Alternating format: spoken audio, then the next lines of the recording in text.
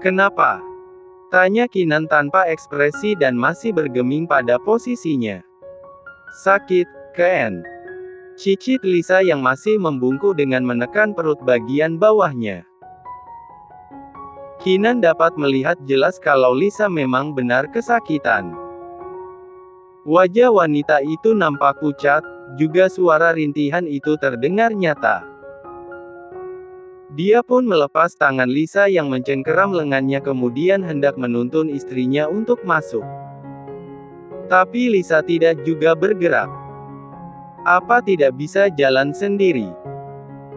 Tanya Kinan mulai ada rasa sedikit khawatir meski nada bicaranya masih sama, dingin. Sakit sekali kalau digerakkan, jawab Lisa mengangkat wajahnya membalas tatapan Kinan. Cek. Menyusahkan saja. Kinan berdecak kesal. Tapi walau begitu, Kinan masih punya hati. Tidak mungkin dia mengabaikan orang yang sedang kesakitan. Tanpa Lisa duga, tubuhnya tiba-tiba melayang. Kinan mengangkatnya dan membawa ke arah mobil yang parkir tidak jauh dari tempat mereka berdiri. Seketika jantung Lisa berdegup kencang. Seorang Kinan bisa melakukan itu padanya. Bahkan kini dia enggan berkedip melihat wajah Kinan dari bawah. Rahang yang tegas dan lekuk wajah itu nampak begitu dekat. Begitupun bau parfum khas yang telah menyatu dengan aroma tubuh pria itu kini menyeruak masuk di rongga hidung Lisa. Hingga tanpa terasa Kinan telah melepaskan tubuhnya dan dia sudah berada di jok mobil sebelah pengemudi. Lisa terus memperhatikan pria itu yang memutari bagian depan mobil dan beralih ke kursi kemudi. Apa kamu tidak memiliki obat atau semacamnya? Tanya Kinan tanpa menoleh ke samping. Dia hanya fokus menyalakan mesin mobil dan membawa kendaraan itu keluar dari area rumah barunya. Tidak, aku belum sempat ke dokter, jawab Lisa membuang wajahnya saat tersadar akan lamunannya yang serasa baru terhipnotis oleh pesona Kinan. Setelah mendengar jawaban dari Lisa, tidak ada yang memulai obrolan lagi. Kinan juga begitu enggan berbicara terlalu banyak dengan Lisa. Hingga hanya kebisuan yang menyelimuti mereka sepanjang perjalanan. Kinan memilih rumah sakit milik keluarganya supaya bisa mendapat penanganan utama dan cepat. Tuan Kinan, sapa seorang security yang menjaga pintu IGD. Bawa istriku ke ruang oksigen, ucap Kinan menunjuk ke arah Lisa yang tengah kesulitan untuk turun dari mobil sendiri. Istri. Dia menyebutku istri di depan umum. Setidaknya panggilan itu bisa sedikit mengurangi rasa sakit di perutnya. Sadar Lisa, dia hanya bersikap baik di depan umum saja. Dia hanya menganggapmu tidak lebih dari sekedar wanita perusak kehidupannya, bisik Lisa dalam hati. Dua orang perawat wanita pun dengan sigap menolong Lisa dan membantu wanita itu untuk duduk di kursi roda menuju ruang oksigen. Tidak perlu lagi mengantri, Lisa kini sudah dibantu untuk naik ke atas berangkar pemeriksaan sementara Kinan memilih duduk di depan meja dokter sembari memainkan ponselnya. Nona Lisa, mari kita lihat perkembangan janin di perut Anda.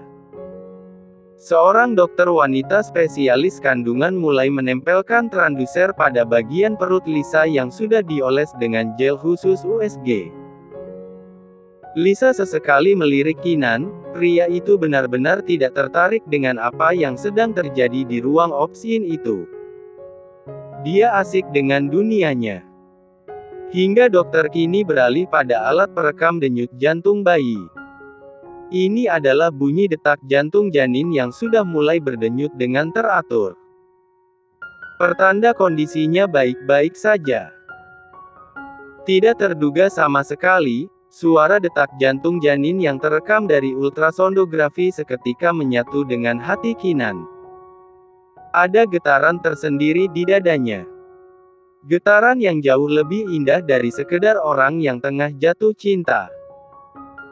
Pria itu perlahan menarik wajahnya untuk mendongak ke layar monitor dan mengabaikan ponsel yang sedari tadi menjadi perhatiannya. Dilihatnya kantung kehamilan seperti bulatan besar dan bergerak sesuai arah tangan dokter tersebut membawa alat perekam. Kinan tidak memahami gambar apa itu. Di mana bayinya? Begitupun suara detak jantung itu terdengar berisik. Tapi yang pasti Kinan hanya merasakan hatinya mendadak senang. Hingga tanpa dia sadari bibirnya sedikit mengulas senyum. Dan Lisa melihat itu. Ken, dengarkan baik-baik detak jantungnya. Karena aku yakin kamu pasti merasakannya. Aku mungkin tidak akan lagi berharap kamu mempercayai ucapanku. Tapi aku yakin anak kita yang akan menyentuh hatimu, dia sendiri yang akan membuatmu mendekat cepat atau lambat, bisik Lisa dalam hati penuh keyakinan.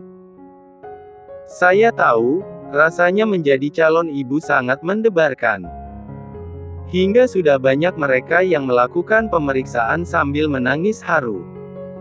Ucapan dokter itu menyadarkan Lisa kalau dia ternyata mengeluarkan setitik air mata.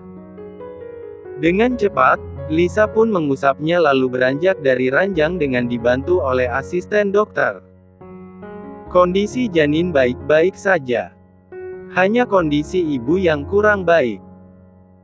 Otot-otot di sekitar panggul menegang hingga perut terasa kencang juga sakit. Saran saya perbanyaklah istirahat. Jangan berpikir terlalu berat. Dan minum vitamin ibu hamil dengan teratur. Mulai besok kamu tidak perlu bekerja lagi, ucap Kinan saat sudah membawa pergi mobilnya keluar dari area rumah sakit. Tentu perkataan Kinan membuat Lisa cukup terkejut. Hah? Kenapa? Bukankah kita berada di divisi berbeda? Aku tidak akan mengganggumu. Lisa adalah wanita karir yang sangat gila kerja. Dia sukses menjadi karyawan berprestasi dengan posisi tinggi di perusahaan. Tidak menyangka kalau dia tiba-tiba harus berdiam diri di rumah setiap hari. Kamu ingin orang berpikir macam-macam. Aku tidak mau disalahkan kalau terjadi apa-apa saat kamu bersamaku. Sahut Kinan dengan ketus, seperti saat ini. Tidak mungkin aku membiarkan orang lain melihatmu pingsan di rumahku, apa kata mereka nantinya. Maaf, jawab Lisa dengan lemah membuang pandangannya ke samping. Lagi-lagi kalau mau kesakitan jangan di rumahku. Sangat menyusahkan. Lanjut Kinan. Kalau memilih tempat, bukan sakit namanya. Tapi akting, gerutu Lisa dengan lirih. Tapi Kinan masih mampu mendengarnya. Bukankah kamu memang sudah pandai berakting? Kinan menatap Lisa dengan ekspresi meremehkan. Yah, tidak ada yang bisa Lisa lakukan selain diam. Menyudahi perdebatan ini. Mobil pun akhirnya membawa mereka sampai di depan pintu rumah Kinan. Pak Hendro dan Bibi Mia rupanya sudah menunggu kedua majikannya itu di luar. Tuan, maaf. Anda harus membawa mobil sendiri, ucap Pak Hendro dengan rasa bersalah. Tidak masalah, aku selama ini lebih suka membawa mobil sendiri, jawab Kinan lalu melangkah masuk ke dalam rumah meninggalkan Lisa yang turun dengan dibantu oleh Bibi Mia. Kondisi Lisa sudah membaik setelah beristirahat di ranjang empuk dan meminum obat sehingga dia bisa membantu Bibi Mia untuk menyiapkan makan malam. Nona, ini sudah hampir selesai. Sebaiknya Nona duduk saja, tolak Bibi Mia saat Lisa hendak mengambil alih mangkuk yang akan dia bawa ke meja makan. Aku hanya ingin membantu saja.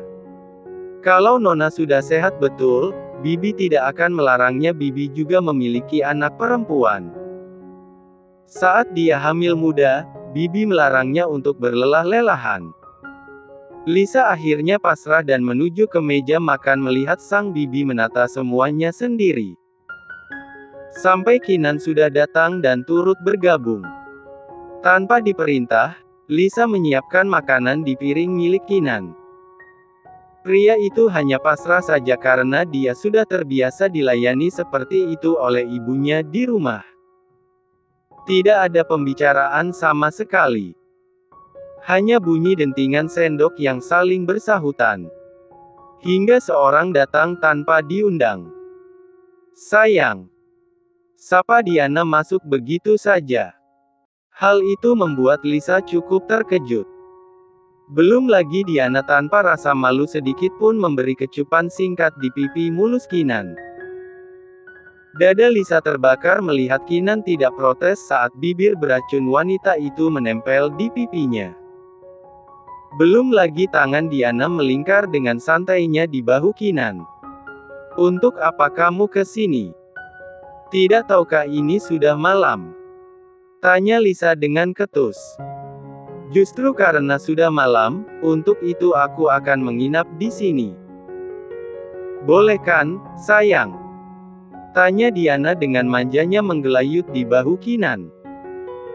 Seketika mata Lisa membulat dengan permintaan gila kakak tirinya itu. "Bagaimana, sayang?" Kinan menggerakkan bahunya dengan maksud supaya Diana menjauh dari tubuhnya. Tapi wanita itu nampaknya tidak mengindahkan kode yang Kinan beri. Jadi Kinan berinisiatif untuk tiba-tiba berdiri. "Au!" pekik Diana yang kepalanya kepentok sandaran kursi. "Pef!" Lisa menutup mulutnya menahan tawa melihat Diana mengusap-usap dahi. "Loh, kamu kenapa?" tanya Kinan pura-pura tidak tahu apa yang baru terjadi. "Tidak, hanya tanganku terpeleset," jawab Diana dengan senyum terpaksa. Tidak mungkin dia mengatakan kalau dirinya terbentur kursi akibat Kinan yang tiba-tiba berdiri. Bisa-bisa dia bisa ditertawakan. "Oh," sahut Kinan datar. Dia pun bergerak untuk keluar dari ruang makan. Namun Diana mencegahnya. "Sayang, bagaimana? Aku boleh menginap di sini?" tanya Diana berdiri di sisi meja. Kinan pun memindai tubuhnya kembali ke arah Diana dan Lisa. "Jika mau menginap, menginaplah, aku mau tidur," jawabnya dengan tatapan lurus ke arah Lisa. Wanita itu nampak kecewa dengan keputusan Kinan itu. "Terima kasih, sayang," Diana berucap dengan girang. "Ken," panggil Lisa sebagai tanda penolakan. "Dia kakakmu, kan?" Lisa hanya menghela nafas kecewa dan tidak lagi bernafsu menghabiskan makan malamnya. "Oh, iya. Karena kamar-kamar di rumah ini belum semua dibereskan. Diana akan tidur denganmu." "Apa? Tidak." Lisa sontak berdiri dan menolak dengan tegas, menatap Diana dengan kesal. "Hanya ada kamarku dan kamarmu, lalu," ucap Kinan mengingatkan. "Tunggu." Setelah Diana merasa tertarik dengan apa yang baru Kinan katakan, "Apa kalian tidak tidur satu kamar? Kalian berada di kamar yang berbeda." Lanjutnya. "Bukan urusanmu," sentak Lisa. Wajah nakal Diana pun mulai beraksi. "Lisa tidak pernah mau tidur denganku, bagaimana kalau aku tidur di kamarmu saja, sayang?" "Tidak. Kamu tidur di kamarku." Tanpa babibu, Lisa langsung menarik tangan Diana keluar area ruang makan sebelum Kinan menyetujui ide gila Diana untuk tidur bersamanya. "Hei! Jangan menarik tanganku, aku bisa jalan sendiri," teriak Diana namun Lisa tidak mendengarkan, dia harus segera membawa Diana menjauh. Astaga, dia tidurnya berisik sekali. Wanita macam apa tidur mendengakur dan posisinya tidak karuan. Gerutu Lisa sembari masuk ke dalam kamar mandi sementara Diana masih tertidur dengan posisi sembarangan di ranjangnya. Hari ini dia dan Kinan sepakat berangkat ke kantor meski CEO perusahaan yang tidak lain adalah kakak iparnya masih memberi mereka libur sampai 7 hari ke depan. Jadi Lisa bersiap dengan membersihkan diri lalu berpakaian kerja seperti biasa. Masih terlalu pagi baginya sudah tampil cantik, wangi dan rapi dan seksi seperti biasa. Eits, bukan seksi dengan pakaian terbuka. Dia menggunakan baju sopan hanya saja lekuk tubuhnya yang sempurna membuat dia nampak seksi dengan rok di atas lutut dan blazer pas body. Lisa berjalan keluar, dilihatnya pintu kamar Kinan terbuka sebagian. Perlahan dia mengintip sedikit ruangan yang hanya terdengar suara gemericik air dari kamar mandi. Menandakan Kinan sedang membersihkan diri di dalam. Haruskah aku menyiapkan baju untuknya? Gumamnya dengan lirih. Tentu, Nona. Suara sahutan dari arah belakang membuat Lisa terjingkat. Ah, Bibi. Membuat kaget saja, ujar Lisa mengusap dada. Hehe, maaf, Non. Tapi bukankah tugas istri salah satunya adalah menyiapkan pakaian kerja untuk suaminya? Tapi, Lisa nampak ragu. Dia takut memancing emosi Kinan karena masuk ke kamarnya tanpa izin. Bibi yang akan siapkan sarapan. Lakukan saja tugas Nona yang lain, ucap Bibi Mia. Iya, Bi. Lisa mengangguk ragu dan membiarkan wanita separuh baya itu pergi ke lantai 1. Dengan ragu pun, Lisa membuka pintu kamar perlahan. Tidak lupa dia menutupnya kembali lalu menuju walk-in closet. Diedarkan pandangan, begitu lebar dan mewah. Bahkan koper-koper besar sudah tidak lagi nampak, pertanda segala kebutuhan wardrobe sudah tertata rapi. Bibi Mia memang sangat gesit hingga membereskan baju Kinan yang begitu banyak bisa selesai dengan cepat. Namun ada yang menarik perhatiannya. Yaitu meja rias model estetik dengan kaca bulat yang besar. Lisa pun mendekat. Jemarinya menarik beberapa laci hanya ingin melihat isinya, tapi kosong. Bolehkah aku bermimpi jika suatu ketika barang-barangku tertata di sini bercampur dengan milikmu, Ken? Atau mungkin bersamaan dengan minyak telon dan bedak milik anak kita?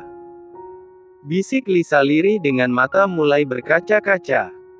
Tapi segera dia tepis pikirannya itu.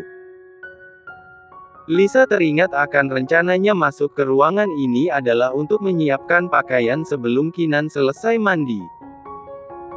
Kini Lisa memilih mendekati lemari-lemari yang lebar memenuhi sisi kanan ruangan. Jas dan kemeja diletakkan di mana, ya? Gumam Lisa sembari membuka satu persatu lemari mencoba berkenalan dengan tata ruang. Tidak lama, Lisa menyiapkan pakaian lengkap hingga dasi dan sepatu. Tidak sulit mengetahui selera Kinan. Jangankan baju, jenis makanan dan minuman favorit mantan pacar yang kini telah menjadi suaminya saja dia hafal.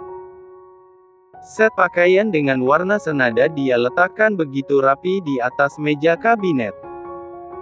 Tidak lupa dasi dan sepatu juga dia siapkan. Beres. Lisa menepuk-nepuk tangannya sendiri kemudian berbalik menuju pintu keluar. Kebetulan bertepatan dengan Kinan yang baru saja masuk hanya menggunakan handuk yang melilit di pinggangnya. Ah! Pekik Lisa buru-buru berbalik. Heil, sedang apa kamu di kamarku? Kinan tidak kalah terkejutnya melihat Lisa tiba-tiba ada di kamarnya. Aku hanya menyiapkan baju kerja untukmu, ucap Lisa dengan gugup dan masih membelakangi Kinan. Tapi pria itu justru berjalan melewatinya membuat Lisa akhirnya bisa melihat otot-otot tegas di tubuh Kinan. Tidak perlu, aku sudah biasa menyiapkan sendiri. Sekarang keluar dari kamarku.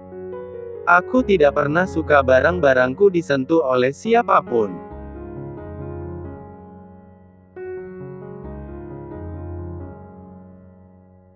Usir Kinan kemudian menghujami Lisa dengan tatapan dingin. Bukankah tugas seorang istri salah satunya menyiapkan pakaian kerja untuk suaminya? Aku tidak berbuat yang merugikanmu, kan? Lisa berucap sesuai apa yang tadi dikatakan Bibi Mia. Tugas itu berlaku untuk pasangan suami istri yang saling mencintai. Bukan seperti aku, yang dipaksa menikahi wanita hamil sepertimu. Dek. Seketika Lisa teringat akan posisinya. Pernikahan ini bukanlah pernikahan normal seperti yang lainnya. Tapi sebuah pernikahan yang Kinan jadikan pelampiasan atas emosinya yang tidak terima akan tuduhan orang tuanya mengenai kehamilan Lisa. Mata Kinan menggelap tatkala teringat hal yang sempat dia lupa kemarin. Aku menolongmu dan membawamu ke rumah sakit, bukan berarti aku telah menerimamu dan bayi itu, tapi aku hanya tidak mau direpotkan oleh kondisimu yang memburuk karena tinggal bersamaku. Tidak lebih. Ucapnya penuh penekanan membuat Lisa membeku dan hampir saja menumpahkan air matanya. Tapi apa yang dilakukan wanita itu kini justru membuat Kinan semakin membenci Lisa. Ya, Lisa justru tersenyum bukan menangis seperti yang pria itu harapkan. Iya, aku tahu itu, Ken. Kamu tidak perlu khawatir, aku akan selalu mengingat. Hatimu, tubuhmu, dan semua isi di kepalamu, tidak ada ruang sedikit pun untukku. Kamu takut disalahkan jika terjadi sesuatu padaku, kan? Tidak akan terjadi, karena aku akan berusaha menjaga diriku dengan baik untukmu, ucapnya dengan tetap melengkungkan kedua bibirnya ke atas walau kenyataannya hatinya menjerit sejadi-jadinya.